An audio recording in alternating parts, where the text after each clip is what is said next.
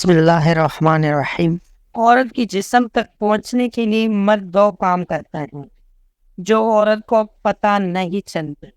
سادگی کا فتویٰ تو ہر کوئی دیتا ہے، مگر مرتا وہ کوئی بے حیائی پر ہی ہے۔ سب سے زیادہ خطرناک عورت وہ ہے جس کا مرد اس کے قابو میں ہو۔ اپنی بیوی سے محبت ہو جانا بڑھاپے کی نشانی ہے۔ عورت کو باحیا ہونا چاہیے۔ خوبصورت و طوائفیں بھی ہوتی ہیں۔ دنیا میں ایسی سینکڑوں لڑکیاں ہیں جن کا حسن غربت کی کیچڑ میں گل سڑ رہا ہے۔ عورت کے جسم میں پلنے والا مرد عورت کے جسم کے ساتھ کھیل کر کہتا ہے یہ عورت ہی خراب ہے۔ کسی لڑکی کی زبردستی کروائی گئی شادی کے بعد ہمیشہ سرخ جوڑوں میں جنازے دیکھیں۔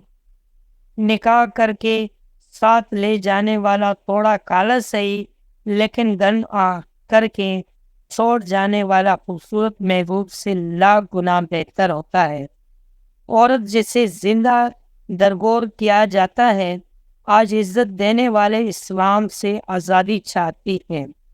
نسلی بکری کے کانوں سے اور خوبصورت لڑکی کے پاؤں سے پہچان کی جاتی ہے۔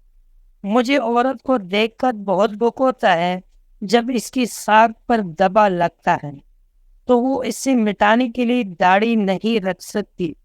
عورت نہ کہہ دے تو مطلب ہوتا ہے شاید، اور اگر شاید کہہ دے تو مطلب ہوتا ہے ہاں، اور اگر عورت ہاں کہہ دے تو سمجھ لے وہ عورت نہیں۔ عورت کو ہر طرح کی بدنامی سے بچنے کے لیے ایک گھر کی ضرورت ہوتی ہے، اور مرد کو دن رات غلامی کرنے والے نوکر اس عورت سے پڑھ کر کوئی اچھا نوکر نہیں مل سکتا۔ اس لیے روٹی کپڑا منظور کر کے مرد یہ سودا قبول کر لیتا ہے، اور اس سے ہمارے معاشرے میں بیاہ کے نام سے یاد کیا جاتا ہے۔ محبت میں سب طاقتیں ہوتی ہیں، بس ایک بولنے کی قوت نہیں ہوتی۔ سیرت کے صرف ہنڈی رونے ہوتے ہیں، مرتے سب جسم پر ہی ہے۔ عورت کی جسم تک پہنچنے کے لیے مرد دو کام کرتا ہے جو کہ عورت کو نہیں پتہ لگتے۔ پہلا کام ہمدردی دکھاتا ہے، دوسرا کام عورت کو یقین کو دلاتا ہے کہ وہ خوبصورت ہے۔ دوستوں، آج کی ویڈیو آپ کو کیسی لگی؟ امید ہے کہ ویڈیو پسند آئی ہوگی۔ اگر ویڈیو پسند آئی ہو تو ویڈیو کو لائک کر لیں، کمنٹ میں اپنے رائے کا اظہار ضرور کر لینا، اگر ہو سکے تو شیئر کر لینا۔